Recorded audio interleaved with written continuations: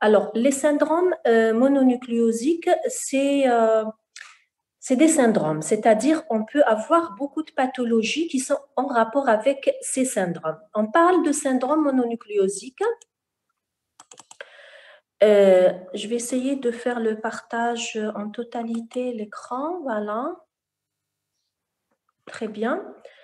Alors, pour les généralités, essayez de déplacer cette fenêtre, elle me gêne. Alors, comme généralité, il faut savoir que les lymphocytes font partie d'une particularité qui est principalement l'immunité cellulaire et humorale. Donc, lorsqu'on a un syndrome mononucléosique, vous avez des lymphocytes qui sont stimulés. Stimulés, c'est-à-dire activés. Et sur le plan macroscopique, ce sont de grands lymphocytes qui sont hyperbasophiles. Alors, pourquoi les lymphocytes sont comme ça? Parce qu'il y a un stimulus. Il y a un stimulus qui les a stimulés et ça se fait que ces cellules vont être très actives par rapport à la défense du corps humain. Donc, principalement, c'est des lymphocytes T suppresseurs qui réagissent au contact des cellules infectées ou des cellules anormales. Donc, toute agression qui vient de l'extérieur ou bien même à l'intérieur du corps humain, il y a une stimulation de ces lymphocytes, c'est-à-dire il y a un système immunitaire qui va se déclencher, qui va être activé. Donc, on va voir ces lymphocytes stimulés. Alors, l'immunostimulation, elle est progressive, elle est entre 1 à 2 semaines, souvent maximale, en parallèle avec les signes cliniques que vous aurez, puis elle va régresser en général après quelques semaines. Donc, on va voir ce que c'est. Donc, comme ça, des généralités, vous ne pouvez pas comprendre bien. Donc, on va entrer un petit peu dans les détails. Alors, par définition, les syndromes mononucléosiques sont l'ensemble d'affections ayant en commun la présence dans le sang périphérique de grandes cellules lymphoïdes activées ou hyperbasophiles correspondant à une réaction immune de l'organisme. Donc, tout simplement, le syndrome mononucléosique, c'est la présence de lymphocytes qui vont augmenter de leur volume et qui sont activés et hyperbasophiles. Nous, en tant que cytologiste, hématologue, on peut voir ça sur le microscope, c'est-à-dire on peut suspecter un syndrome mononucléosique rien que sur l'aspect des lymphocytes au niveau du frottis sanguin. Lorsque ces lymphocytes sont de grande taille, donc on n'a pas l'habitude de voir des lymphocytes comme ça, avec un cytoplasme qui est hyperbasophile. Alors, hyperbasophile, c'est-à-dire il y a une coloration qui est violacée, qui est bleu-violacée au niveau du cytoplasme. Donc ça, pour nous, c'est une activation, je vais admettre au fur et à mesure.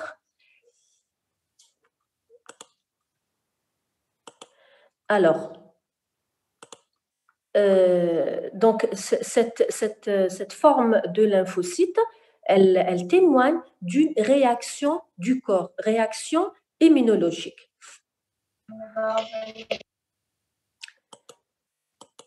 Alors, un syndrome mononucléosique doit présenter deux particularités dans sa formule leucocytaire. Alors, plus de 50% sont des lymphocytes, c'est-à-dire de l'équilibre leucocytaire sont des lymphocytes, et plus de 10% des lymphocytes activés. Ça, c'est théoriquement.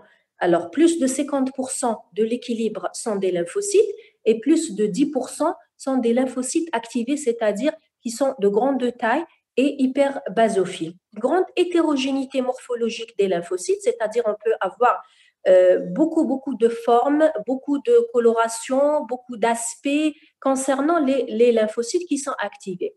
Les syndromes mononucléosiques les plus fréquents, bon, on va les voir ensemble. Vous avez la mononucléose infectieuse, c'est la plus fréquente. Ensuite, l'infection au cytomégalovirus. Vous avez la toxoplasmose et vous avez une primo-infection par le HIV. Donc là, il y a trois syndromes ou bien trois pathologies où on peut rencontrer un syndrome mononucléosique, c'est-à-dire un aspect hyperbasophile des lymphocytes avec une activation particulière, une augmentation du nombre de lymphocytes qui sont supérieurs à 50% de la formule leucocytaire. Alors, vous voyez que le syndrome mononucléosique est appelé par rapport à la mononucléose infectieuse parce qu'elle est la plus fréquente. Donc, on va voir un par un. Alors, la mononucléose infectieuse, elle représente la forme la plus typique et la plus fréquente des syndromes mononucléosiques et elle correspond à une primo-infection par le virus Epstein-Barr. Epstein-Barr, c'est un virus qui peut être la cause d'une primo-infection dans la mononucléose infectieuse. Donc, elle est fréquente surtout chez les enfants. Donc, l'infection est le plus souvent asymptomatique, c'est-à-dire il n'y a pas des symptômes cliniques en général. En général, la mononucléose maladie, elle se développe dans moins de 1% des cas, c'est-à-dire pas dans tous les cas qu'on aura un développement clinique de la mononucléose infectieuse. C'est-à-dire on peut avoir cette infection qui peut passer inaperçue, ou bien un petit fibricule, ou bien de petites adénopathies comme ça qui apparaissent. Donc, elle peut ne pas avoir la forme maladie. Alors, physiopathologie, la transmission, elle est salivaire, la phase asymptomatique. Pour moi, l'importance, c'est de connaître qu'il y a quand même un syndrome mononucléosique qu'on peut rencontrer et il peut se manifester par des signes cliniques.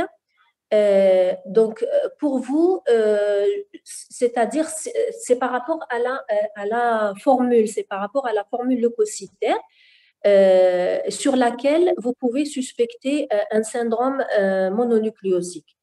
On va voir quelles sont les caractéristiques de cette infection. La phase asymptomatique, elle est entre 4 à 6 semaines. Le virus provoque la prolifération des lymphocytes B infectés, ce qui va déclencher la réaction des lymphocytes T, et le déclenchement de la réponse immunitaire peut être par une réponse humorale ou bien cellulaire. Donc, le diagnostic clinique, la forme classique, elle peut associer une angine. Par exemple, si vous aurez un patient qui se présente chez vous pour des soins dentaires, il a une angine, donc là, avec une fièvre, avec des polyadénopathies, donc là, entre parenthèses, vous ne pouvez pas traiter directement. C'est-à-dire, l'interrogatoire et l'examen de la cavité buccale est très important pour vous. Donc, si vous trouvez une angine, si vous voyez que votre patient est fébrile, si vous voyez qu'il a des adénopathies, surtout cervicales, puisque vous avez affaire surtout, c'est-à-dire à la partie supérieure du corps, c'est la tête, le cou en général. Donc là, vous aurez quand même des signes qui sont en rapport avec des fois des infections. Et là, on est devant un syndrome mononucléosique qui peut associer comme elle peut être une simple angine érythémateuse. Donc, par exemple, un strepto, pas forcément c'est-à-dire un syndrome mononucléosique à l'Epstein-Barr virus. Donc, la forme classique, c'est l'angine elle est érythémateuse, parfois elle est pultacée, c'est-à-dire la présence du pus au niveau des amygdales, et parfois elle peut donner même une dysphagie, c'est-à-dire le patient ne peut même pas avaler, avec une fièvre et des polyadénopathies. Donc, la polyadénopathie cervicale antérieure et postérieure est presque constante dans le syndrome mononucléosique et l'infection dans la maladie, c'est-à-dire la mononucléose infectieuse. Souvent, il y a des ganglions axillaires et ou inguinaux. Donc là, vous avez affaire, comme j'ai dit tout à l'heure, à la partie supérieure. Donc, vous allez vous intéresser à la polyadénopathie au niveau du cou, au niveau cervical. Une splénomégalie modérée, elle est présente dans 60% des cas. Le purpura du voile du palais est très évocateur de la mononucléose infectieuse. Un discret ictère, on peut avoir même une cytolyse hépatique parfois. et l'anorexie, les nausées, les maux de tête, c'est-à-dire les céphalées, et quelques myalgies. Donc, elle simule un syndrome grippal avec une angine. Biologiquement, l'hémogramme, vous allez trouver une hyperleucocytose. C'est pour ça, je vous ai dit tout à l'heure que l'interprétation de l'hémogramme est primordiale. Si vous voyez un patient, même s'il n'a pas des antécédents, il vaut mieux, à votre niveau, demander un hémogramme pour éliminer toute urgence, par exemple, parce qu'on a eu pas mal de cas de leucémie aiguë, de lymphome, qui viennent après consultation chez le dentiste. Par exemple, une hypertrophie, ça c'est entre parenthèses, hein, c'est pour vous. Par exemple, une hypertrophie gingivale. On a eu beaucoup de cas d'hypertrophie gingivale qui consultent chez le dentiste. Et là, le dentiste va mettre un traitement symptomatique, bien sûr. Il va demander un hémogramme. Et là, on est tombé sur des hyperleucocytoses majeures, des leucémies aiguës. Et là, c'est pour vous dire que votre rôle dans le diagnostic des pathologies, particulièrement hématologiques, est très important. Donc, vous pouvez avoir des patients qui ont des symptômes qui sont en rapport avec une hémopathie et qui viennent chez vous. Donc, vous pouvez être le premier acteur dans le diagnostic des hémopathies malignes. Donc, n'hésitez pas, par exemple, si vous voyez un aspect particulier de la gencive, des pétéchies, des bulles endobuccales, des hémorragies, n'hésitez pas à demander un hémogramme. D'accord? Donc, on peut diagnostiquer à partir d'un hémogramme, on peut diagnostiquer et on peut suspecter une leucémie aiguë. D'accord? Donc, l'hémogramme, l'interprétation de l'hémogramme est très importante pour vous. Donc, l'hyperleucocytose, en général supérieure à 10 000 globules blancs par millimètre cube, parfois on peut avoir des 30 000 cellules par millimètre cube. Et elle disparaît avec les symptômes. Donc, cette hyperleucocytose, c'est une réaction immunologique, donc elle peut disparaître avec la disparition des symptômes. Hyperlymphocytose, donc lymphocytose également. Alors la lymphocytose également, vous aurez le nombre de lymphocytes qui dépasse les 5000, avec en plus 20 à 50% de lymphocytes stimulés. Donc là, les lymphocytes stimulés, c'est au niveau du frottis sanguin. Les lymphocytes et des lymphocytes stimulés, bien sûr. Là, vous avez quelques images de frottis sanguin vus en microscope optique. Donc là, vous avez un lymphocyte. Voilà, un lymphocyte qui est normal. Et là, vous avez différentes formes de lymphocytes qui sont de grande taille. Vous voyez ici, par rapport à ce lymphocyte qui est normal, vous avez différentes formes, différentes stimulations de ce lymphocyte. Voilà. Différents aspects qui sont dus à une stimulation de ces lymphocytes. Voilà l'aspect normal d'un lymphocyte normal. Et là, ce que vous voyez, entre parenthèses, ce que vous voyez ici, petites particules, c'est les... Qu'est-ce qui peut me dire ce que c'est? Plaquettes. C'est les plaquettes, oui, c'est les plaquettes. Et ça, en sombre ici, c'est les globules rouges, hein, d'accord? Ce qui est en bleu violacé, en violet, c'est en général la coloration MGG, c'est la coloration qui va donner la coloration bleuâtre, violacée des cellules de la lignée blanche, c'est-à-dire tout ce qui est globules blancs. Ça, c'est les globules rouges et ça, c'est les plaquettes. Alors, le diagnostic positif repose sur l'identification sérologique. Donc, On demande un test MNI, donc c'est un test qui est rapide sur l'âme d'hématie. On va avoir une agglutination. Voilà. Son intérêt est limité par l'existence de beaucoup de faux positifs. Donc, on préfère demander la sérologie spécifique à l'EBV, c'est-à-dire à l'Epstein-Barr virus. Ça, c'est pour vos connaissances. Alors, l'évolution et les complications, l'évolution, elle est bénigne. C'est-à-dire, on ne peut pas, c'est-à-dire, c'est vraiment rare qu'on aura des complications. En général, elle est bénigne. Il y a la résolution des adénopathies, la régression des symptômes, des céphalées, des myalgies, de l'angine en 2 à 6 semaines. Et ça va être un portage sain, c'est-à-dire le patient et devient immunisé par rapport à cette infection virale. Les complications qui sont rares, il y a 1 pour 1000 cas qui compliquent, donc par une hépatite avec une cytolyse importante, une atteinte neurologique, une atteinte cardiaque, une atteinte respiratoire, un rash cutané, des ulcérations digestives ou génitales, une anémie hémolytique sévère avec un test de Coombs positif, direct positif. Le test de Coombs, c'est pour vos connaissances, c'est un test qui nous révèle une anémie hémolytique auto-immune. Donc, on peut avoir une hémolyse sévère après une infection virale, d'ailleurs comme toutes les infections virales.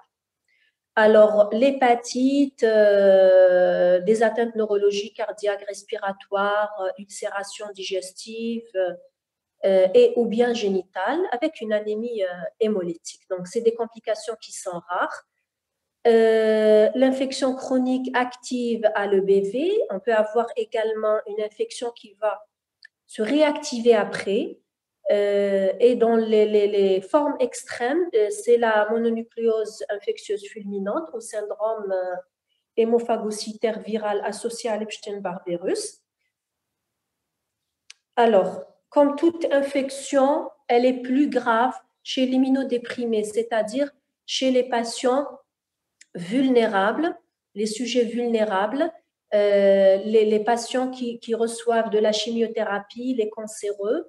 C'est comme toutes les infections, et d'ailleurs comme même la pandémie actuelle, le COVID-19, c'est une infection virale également et qui est vulnérable chez les patients qui sont immunodéprimés.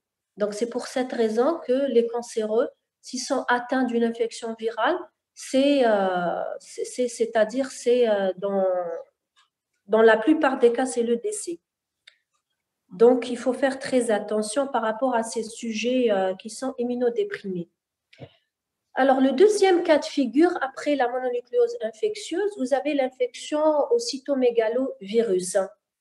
Cytomégalovirus, c'est la primo-infection par ce virus du groupe herpès. C'est comme les virus qui donnent l'herpès labial, l'herpès du visage, l'herpès du nez. Alors, le plus souvent, elle est inapparente. La séroconversion concerne environ 60%, environ des sujets qui sont plus de 20 ans. Et comme pour l'Epstein-Barr virus, il y a ensuite le portage sain. Donc, il y a l'immunisation par ce virus. Une réactivation peut se produire après affaiblissement de l'immunité. Donc, on peut avoir une réactivation de ces virus, comme pour la mononucléose infectieuse, comme pour l'Epstein-Barr virus. Alors, la contamination, elle est interhumaine par voie respiratoire ou bien transfusionnelle, parce que même si le sang n'est pas contrôlé, on peut avoir des infections virales qui sont transmises par le sang transfusé. Transplacentaire mère-enfant, la fœtus maternelle, sexuelle. Et le virus est retrouvé dans la salive, les sécrétions cervico-vaginales, le sperme, les urines, c'est-à-dire dans toutes les sécrétions. Chez le sujet sain immunocompétent, chez la femme enceinte et infection néonatale, et chez le patient immunodéprimé. Donc, on va voir chez le sujet sain. Donc, il peut atteindre l'enfant et l'adulte de la même manière. Alors, il n'y a plus de... Très bien. Donc, on est à 24 participants.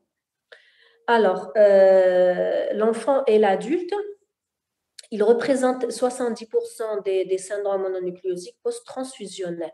Donc, pour le sujet immunocompétent, il n'y a pas de problème. Donc, que ce soit l'enfant ou l'adulte, la mononucléose ou bien le syndrome mononucléosique, dont l'infection au cytomégalovirus est bénin, c'est-à-dire l'évolution, elle est favorable. Alors, chez la femme enceinte et l'infection néonatale, la transmission, elle est materno-fœtale et néonatale. Virémie de la mère transférée au fœtus durant sa grossesse, par voie placentaire, bien sûr, et l'excrétion du virus au niveau cervico-vaginal, donc elle peut être également sexuellement transmissible. Pour les patients immunodéprimés, par contre, c'est un problème. Donc, l'infection à cytomégalovirus, qu'il s'agisse d'une primo-infection ou bien d'une réactivation par transfusion ou nouveau comptage, est fréquente chez les patients transplantés, c'est-à-dire les patients greffés. C'est des patients qui sont immunodéprimés, greffés, que ce soit cardiaque, rénale, médulaire, comme la greffe de moelle, c'est-à-dire la greffe de cellules souches hématopoïétiques, ou bien les immunodéprimés par rapport à d'autres infections comme l'HIV. Chez l'immunodéprimé, le CMV négatif, on ne transfuse que du sang CMV négatif, c'est-à-dire notre sang pour destiné à être transfusé. Donc, il vaut mieux le contrôler. Donc, le contrôle du sang, donc cette recherche d'infection virale fait partie du contrôle du sang. Donc, CMV négatif, il doit être un sang CMV négatif. Sur le frottis, donc ça c'est plus spécialisé pour vous. C'est des cellules géantes avec un gros noyau excentré ovale, une chromatine granulaire et un cytoplasme riche en inclusion virale. Le diagnostic positif utilise deux approches. La sérologie, c'est-à-dire le sérodiagnostic, recherche des anticorps IgM signant l'infection active, elle est toujours active, l'isolement et l'identification du virus lui-même sur des cultures de cellules.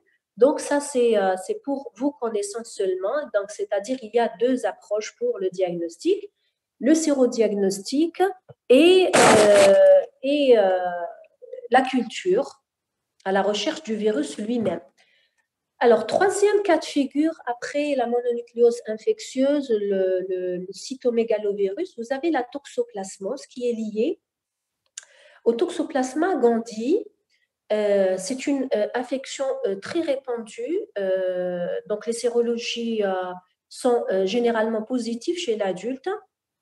La contamination, elle est liée essentiellement aux déjections des chats, les hôtes privilégiés du parasite, mais peut être liée également à l'ingestion de viandes qui sont mal cuites, contenant des kystes. C'est pour cette raison qu'on demande, surtout aux immunodéprimés, nous les hématologues, quand on a un patient qui est sous chimiothérapie, on demande toujours aux parents de préparer une alimentation qui est saine, qui est cuite à la cocotte et à une viande qui est vraiment bien cuite parce qu'on peut avoir des parasites qui sont transmises, c'est-à-dire aux malades par une viande qui peut être mal cuite.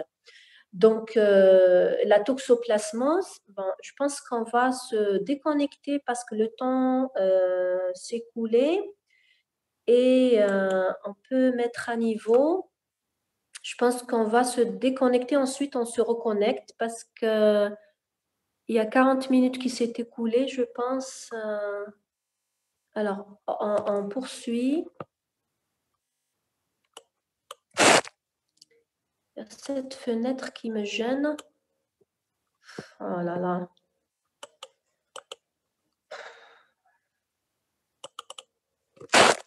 C'est quoi ça? Alors, voilà. Alors, l'infestation est le plus souvent, je ne pense pas qu'on va se déconnecter parce qu'on aura à peu près 10 minutes, hein.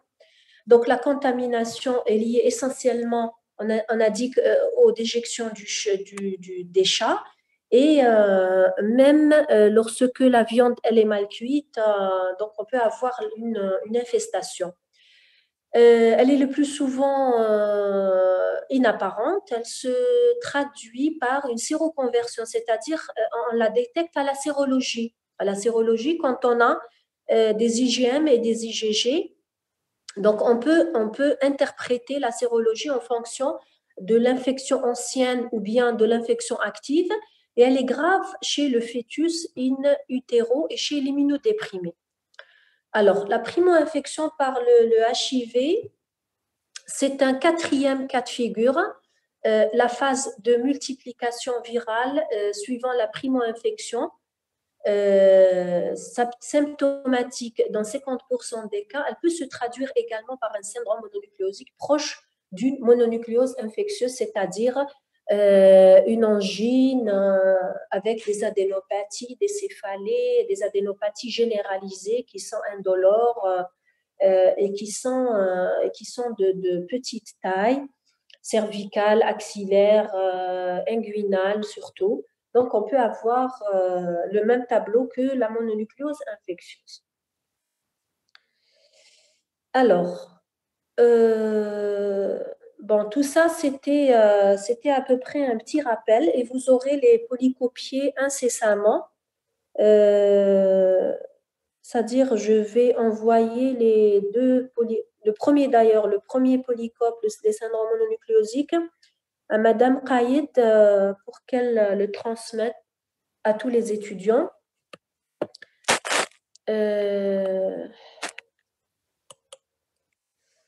Alors, on va enchaîner directement avec la pathologie du globule blanc. C'est-à-dire, est-ce qu'il y a des désordres leucocytaires et par rapport à l'interprétation de l'hémogramme, est-ce qu'il y a des anomalies que vous devez connaître?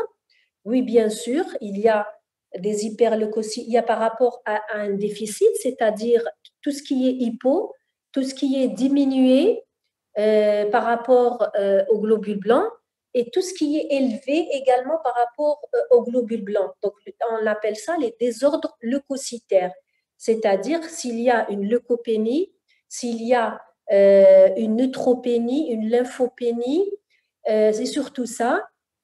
Et est-ce qu'il y a des hyperleucocytoses avec une polynucléose neutrophile ou bien des lymphopénies et en rapport avec quoi et en quelle pathologie on peut les avoir?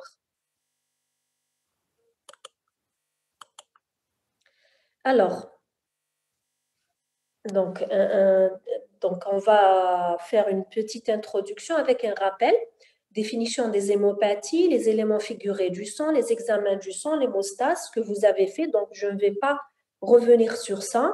Et la classification, les désordres leucocytaires non prolifératifs, vous avez les neutropénies et la granulocytose. Neutropénie et agranulose. On va se brancher sur tout ce qui est non prolifératif, c'est-à-dire tout ce qui est diminué par rapport aux leucocytes. Alors, l'acte stomatologique, d'une manière générale, doit se dérouler sans complications afin d'éviter aux patients de nombreux risques mettant sa vie en danger. Donc, lorsque vous avez affaire à un patient qui se présente pour des soins dentaires quelconques, alors, il ne faut pas se précipiter sur l'acte lui-même. Donc, il faut faire l'acte quand même dans de meilleures conditions, c'est-à-dire pour éviter le risque aux patients et éviter de mettre la vie des patients en danger. Donc, certaines maladies telles que les hémopathies exposent le malade à des accidents parfois graves qui sont infectieux ou bien hémorragiques et qui sont au premier plan au niveau de la cavité buccale. Donc, cela demande des précautions à respecter et qui sont nécessaires dans leur prise en charge. Donc, il ne faut pas se précipiter sur l'acte lui-même. Donc, il faut voir, il faut se demander, il faut bien examiner la cavité buccale. Si vous voyez qu'elle est infectée ou bien qu'il y a des hémorragies, donc il faut demander au moins un hémogramme et un bilan d'hémostase afin de voir est-ce que ce patient présente des troubles par rapport à un hémogramme qui est pathologique, c'est-à-dire est-ce qu'il a une neutropénie qui a fait que ce patient fait des infections aussi importantes au niveau de la... Il nous reste à peu près 4 minutes. Ensuite, on va se reconnecter une deuxième fois. Hein, d'accord? Donc, il faut se demander pourquoi ce patient présente une infection aussi importante, par exemple, euh, une cavité buccale avec une hygiène défectueuse, avec des infections, avec des abcès. Pourquoi il fait tous ces problèmes? Donc, il vaut mieux demander avant de le soigner un hémogramme et un bilan d'hémostase s'il présente des hémorragies, par exemple. D'accord? Ou bien, comme je vous ai donné l'exemple tout à l'heure, d'une hypertrophie, on va la voir tout à l'heure, hypertrophie de la gencive qui peut être en rapport avec une pathologie hématologique. Donc votre rôle dans le diagnostic est très important. Donc, la définition des hémopathies, les éléments figurés du sang et les examens du sang et l'hémostase. Donc, je ne vais pas revenir sur l'hémostase, je vais seulement définir les hémopathies. Donc, ce sont des maladies hématologiques, des affections qui sont caractérisées par une atteinte des éléments figurés du sang, c'est-à-dire soit en rapport avec les globules blancs, soit en rapport avec les plaquettes, soit en rapport avec les globules rouges. Par extension, on y incorpore les troubles de l'hémostase. Donc, les troubles de l'hémostase font partie également des hémopathies et des anomalies vasculaires et les tumeurs constituées par certains éléments figurés qui sont présents dans le sang, c'est les lymphomes. Donc, ces maladies hématologiques sont à l'origine de manifestations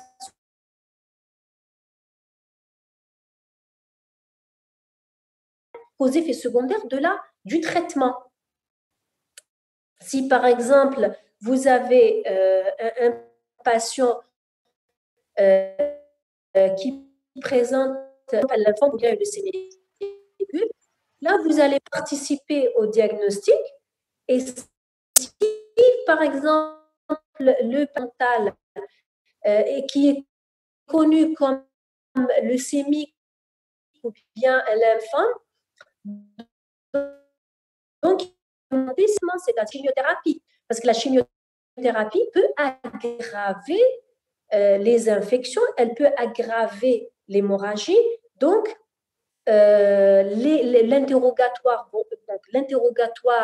votre interrogatoire par rapport aux antécédents du patient est primordial. Donc, il faut demander au patient s'il est suivi pour n'importe quelle pathologie, y compris les maladies hématologiques. Il faut faire à mon avis, il faut faire.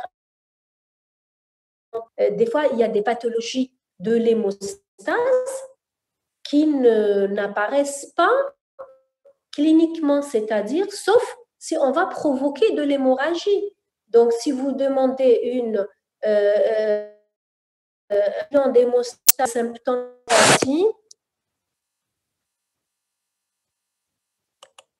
voilà.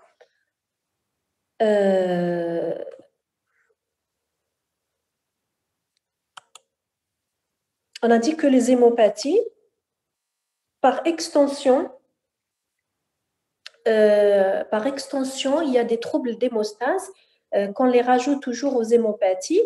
Et je disais que vous êtes en face des patients et vous aurez un patient qui présente par exemple une infection au niveau de la cavité buccale ou bien un syndrome hémorragique. Donc, n'hésitez pas à demander un hémogramme.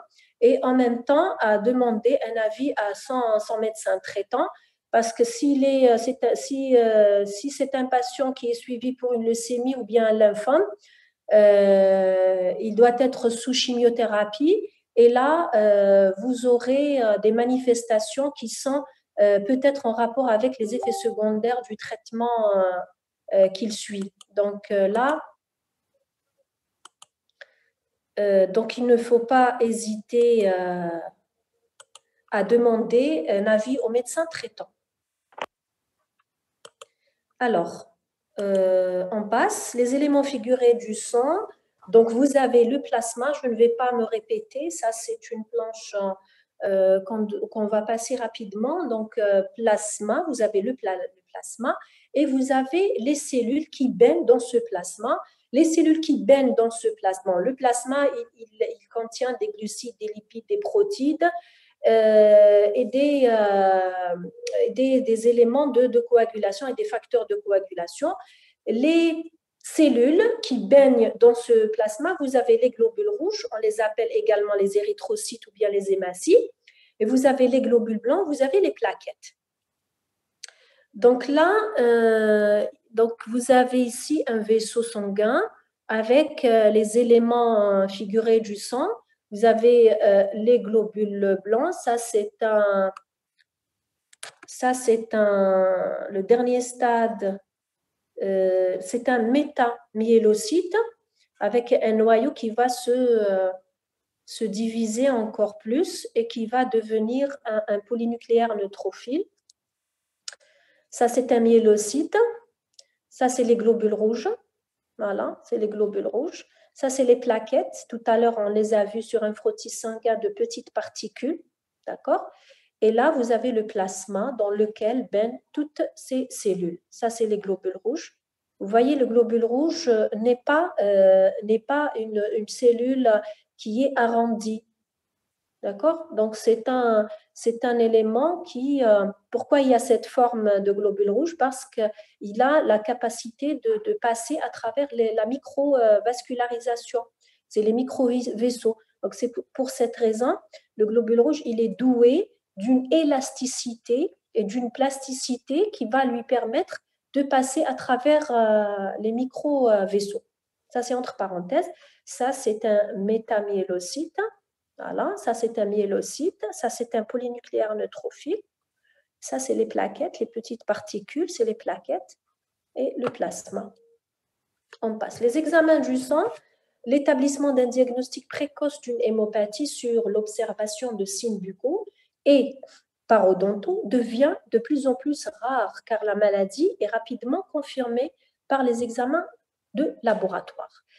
Ça, c'est par rapport aux autres pays. Mais dans notre pays, le diagnostic, c'est vrai qu'on a les moyens maintenant pour diagnostiquer les hémopathies malignes et pour faire un diagnostic rapide.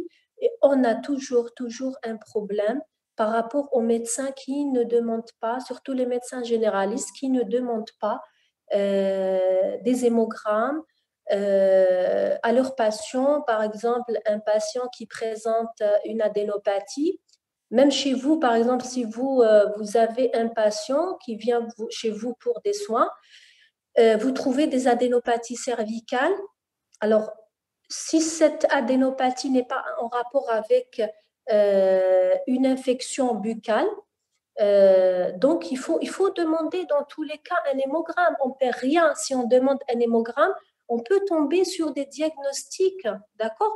Donc, il y a des patients qui présentent des lymphomes et qui sont asymptomatiques. Par exemple, les malades qui présentent, par exemple, la maladie de Hodgkin, elle peut rester 2-3 mois sans diagnostic. Et là, c'est un retard pour le patient, c'est-à-dire on aura un patient qui arrive à notre niveau à un stade très avancé, par exemple les stades 3, les stades 4, et là, la chance de guérison complètement est diminuée. Donc, mieux prendre le patient à temps, c'est-à-dire un stade très localisé, mieux qu'on aura un bon résultat. Donc, c'est important donc, de demander un hémogramme. Donc, on ne perd rien. Donc, si on a des adénopathies, n'hésitez pas à demander un hémogramme, même si le patient présente une infection buccale. Donc, il ne faut pas hésiter à demander ces examens qui sont vraiment très, très accessibles. Donc, mais quand même, chez nous, on a un problème de diagnostic. Il y a des patients qui viennent de l'intérieur, leur médecin en train d'attendre des examens de biopsie, je ne sais pas quoi, d'anapathe, alors que s'ils font un hémogramme, ils vont tomber sur des hyperleucocytoses majeures et le malade traîne comme ça. Donc, c'est le premier examen à demander. Donc, n'hésitez pas à demander un hémogramme devant toute anomalie de la cavité buccale par rapport à vous. Donc, là, quand même, le dentiste peut nous orienter. Donc, en fait, les examens élémentaires à demander, c'est la numération plaquettaire, un temps de saignement, un taux de prothrombine et un temps de céphaline activée ou céphaline kaolin et un temps de thrombine. Donc ça, c'est l'hémostat, je ne vais pas me répéter. Pour nous, c'est la formule numération sanguine, c'est-à-dire on va s'intéresser à tout ce qui est globules blancs. Alors, les désordres leucocytaires au niveau des hémopathies, là, vous avez ici, non, je reviens, vous avez ici désordres leucocytaires non prolifératifs, vous avez les neutropénies et vous avez les agranulocytoses, c'est-à-dire la diminution des neutrophiles moins de 500. D'accord, on va le voir après. Donc, neutropénie sévère. La neutropénie sévère, lorsqu'elle est inférieure à 500 polynucléaires neutrophiles par millimètre cube, c'est l'état d'agranulocytose. Agranulocytose, c'est-à-dire qu'il n'y a pas de cellules granulocytaires, il n'y a pas de polynucléaires neutrophiles. Vous avez les troubles de l'hémostase, on ne va pas s'intéresser à ce chapitre. Vous avez les syndromes anémiques, d'accord? Les anémies microcytaires hypochromes, les anémies macrocytaires, les anémies normocytaires, les anémies hémolytiques. Et vous avez les syndromes prolifératifs, tout ce qui est hémopathie proliférative. Vous avez la maladie de Vaquez, vous avez les leucémies, vous avez les lymphomes, les myélomes multiples et les histiocytoses. Donc ça, on va le voir. Je pense qu'on n'aura pas le temps de le faire aujourd'hui. Peut-être on va le reporter après. Avec moi, vous allez voir ça, les neutropénies et les granulocytoses et les syndromes prolifératifs. Parce que là, les anémies, vous avez fait déjà, et les troubles de l'hémostase également. Donc ça, c'est les hémopathies. Alors, on passe. Désordre leucocytaire non prolifératif, vous avez les neutropénies et la granulocytose, les manifestations parodontales, et vous avez leur prise en charge. Comment on va les prendre en charge? Alors, les désordres leucocytaires non prolifératifs peuvent être classés sur le plan quantitatif en termes d'insuffisance leucopénie ou bien en excès une leucocytose ou bien une hyperleucocytose.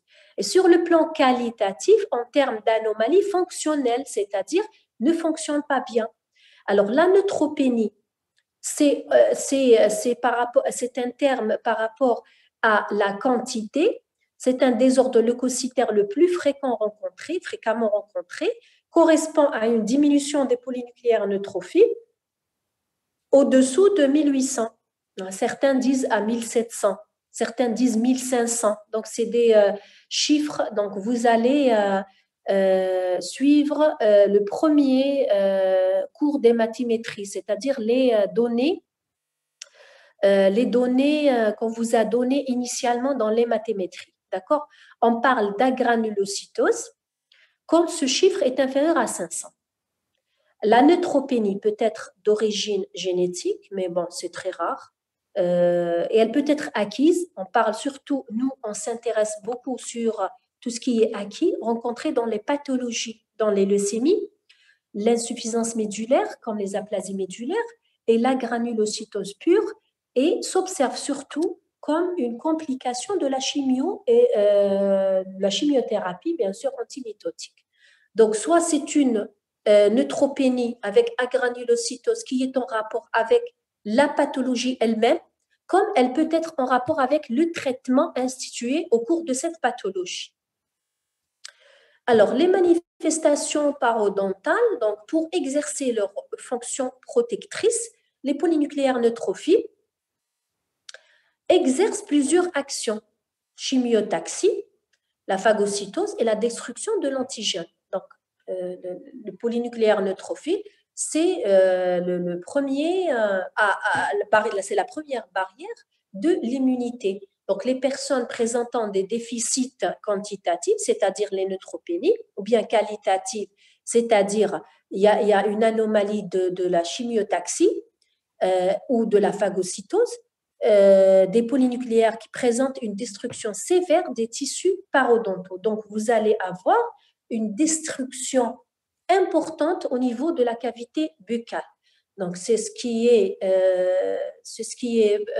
observé dans les agranulocytoses où on n'a même pas des polynucléaires neutrophiles pour la défense immunitaire, la première barrière de défense, et pour lutter contre l'antigène, la destruction de l'antigène.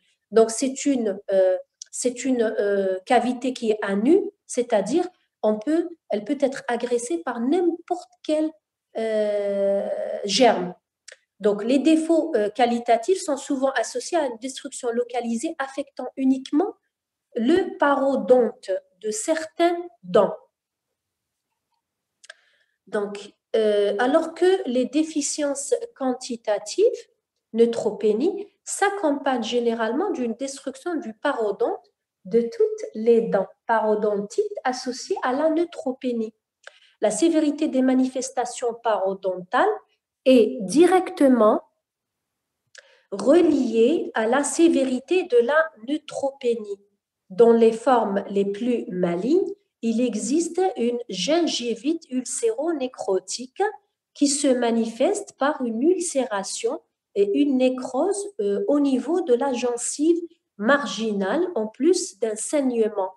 Donc là, la sévérité de ces manifestations, elle est liée directement à la neutropénie. Dans les formes extrêmes, vous avez des gingivites ulcéro-nécrotiques, c'est-à-dire il y a de la nécrose carrément, donc il n'y a pas un renouvellement du tissu. Dans la neutropénie cyclique, qui est une affection qui est assez rare, des lésions sont fréquemment sévères, avec des poches parodontales profondes et une perte osseuse étendue. Donc il y a même atteinte de l'os généralisée, atteignant la denture permanente. Parfois, la résorption osseuse peut être observée en denture lactéale. Donc là, c'est une affection qui peut être très sévère au niveau même de l'os, ce qu'on appelle la neutropénie cyclique, mais c'est une situation qui est très rare. Donc, on peut avoir même une denture, la disparition de la denture permanente et l'apparition d'une denture lactéale.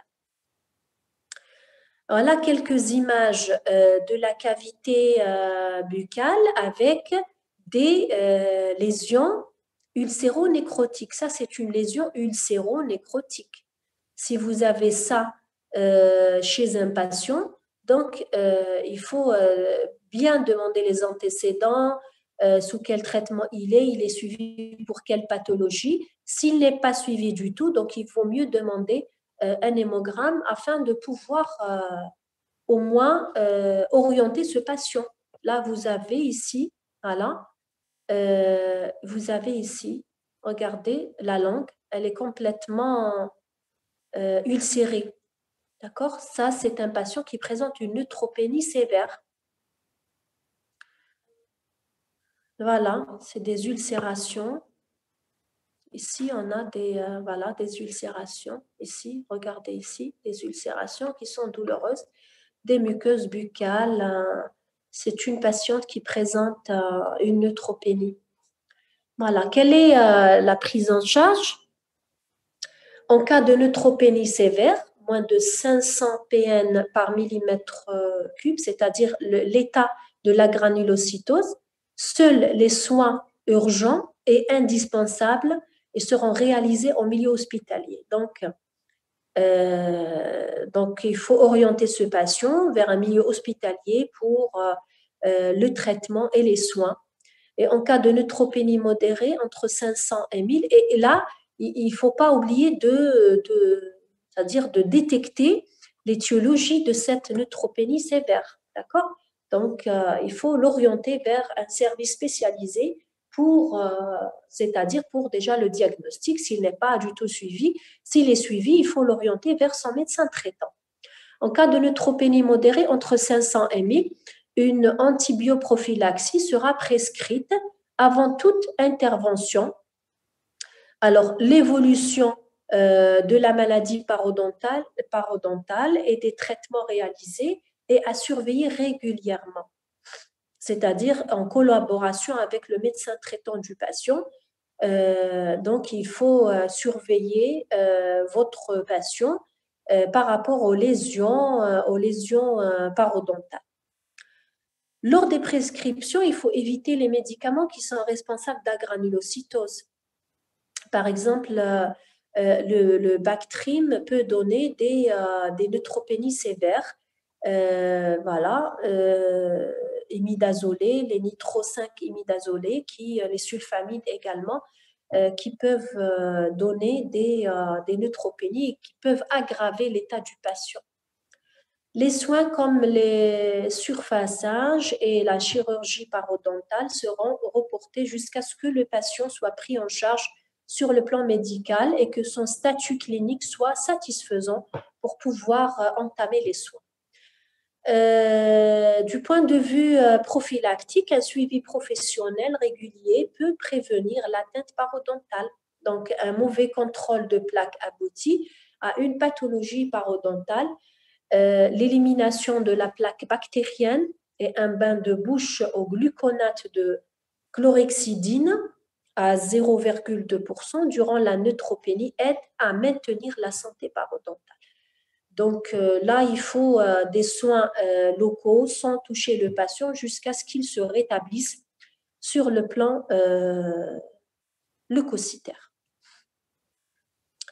Alors, pour les autres désordres leucocytaires quantitatifs, vous avez une neutropénie, vous avez une neutrophilie, la polynucléose neutrophile, c'est-à-dire c'est une augmentation, soit une neutrophilie, soit une polynucléose neutrophile. Ça veut dire qu'il y a augmentation du taux de polynucléaire neutrophile au-dessus de 7000. Donc, résultant le plus souvent d'une infection, d'un stress, d'une maladie systémique ou d'une administration de stéroïdes. Lorsque le patient est sous corticoïdes, on peut avoir une hyperleucocytose à polynucléaire neutrophile. Le stress également peut donner une polynucléose neutrophile. Les maladies de système et les infections bactériennes également peuvent donner une polynucléose neutrophile. Une éosinophilie, ça c'est les autres, c'est-à-dire on a vu les polynucléaires, maintenant les éosinophiles. Les polynucléaires neutrophiles, maintenant les polynucléaires éosinophiles, par augmentation du nombre de polynucléaires éosinophiles au-dessus de 0,5 giga par litre, c'est-à-dire 500 cellules par millimètre cube, principalement d'origine allergique, parasitaire et certaines néoplasies. Alors, il y a des allergies qui peuvent s'accompagner par des éosinophiles. Une infection parasitaire également peut donner une éosinophilie. Et certaines néoplasies, comme les syndromes myéloprolifératifs, également peuvent donner la présence d'éosinophilie qui sera supérieure à 500. Une monocytose, c'est-à-dire l'augmentation du taux de monocytes par augmentation du nombre de monocytes supérieur à 1000 par millimètre cube, qui se rencontre au cours de l'évolution de nombreuses maladies infectieuses ou parasitaires et d'un syndrome mononucléosique. Donc, même dans le syndrome mononucléosique qu'on a vu tout à l'heure, on peut avoir une monocytose, c'est-à-dire augmentation du taux de monocytes et et la plupart des infections parasitaires peuvent donner une augmentation du taux des monocytes, c'est-à-dire une monocytose. Une monocytopénie observée dans les aplasies médulaires graves. Donc, c'est un désordre qui est vraiment rare à observer. C'est une monocytopénie. C'est observé dans les aplasies médulaires graves. La lymphocytose par augmentation du nombre de lymphocytes au-dessus de 4 gigas par litre qui peut avoir pour origine un processus infectieux ou bien un syndrome prolifératif, les lymphomes. Donc, les lymphomes, la lymphocytose peut également être en rapport avec les lymphomes, c'est surtout la leucémie lymphoïde chronique, et un processus infectieux. La lymphopénie, le nombre de lymphocytes devient inférieur à 1 giga. Ce déficit peut être ou non associé à un déficit immunitaire, qu'il soit primitif ou secondaire, à différentes étiologies, les infections, les états inflammatoires, la prise de médicaments immunosuppresseurs, chimiothérapie et radiothérapie. Dans toutes ces situations, on peut avoir une lymphopénie avec un taux de lymphocytes qui va être inférieur à 1000 par millimètre cube. Dans les infections, les états inflammatoires, prise de médicaments immunosuppresseurs, la chimiothérapie, la radiothérapie, toutes ces situations peuvent s'accompagner de lymphopénie. Il nous reste la basophilie. La basophilie, c'est une augmentation du taux de polynucléaires basophiles circulant au-dessus de 50 éléments par millimètre cube. Et elle s'observe dans la maladie de Vaquez. La maladie de Vaquez, c'est la polyglobulie de Vaquez, c'est la polyglobulie primitive, c'est-à-dire augmentation de l'hémoglobine, de l'hématocrite, d'accord. Donc c'est une hémopathie maligne, c'est un syndrome myéloprolifératif qui peut s'accompagner également d'une basophilie. Dans les syndromes myéloprolifératifs comme la leucémie myéloïde chronique et certaines anémies hémolytiques chroniques. Donc, toutes ces situations peuvent s'accompagner d'une basophilie.